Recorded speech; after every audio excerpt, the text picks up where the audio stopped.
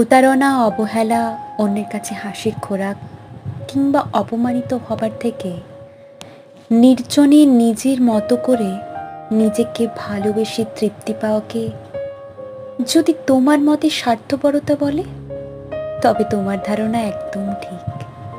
আমি স্বার্থপর, আর এইভাবেই বেশ আছি। আমি এখন একা থাকতেই বেশি স্বাচ্ছন্দ্য বোধ করি। একাকিত্বেরও একটা অদ্ভুত সৌন্দর্য আছে জানো। আগে সবার মাঝে নিজেকে একলা আবিষ্কার করতাম, আর এখন একার মাঝে আমার আমিকে আবিষ্কার করি। একাকিত্ব মানে স্বার্থপরতা নয়।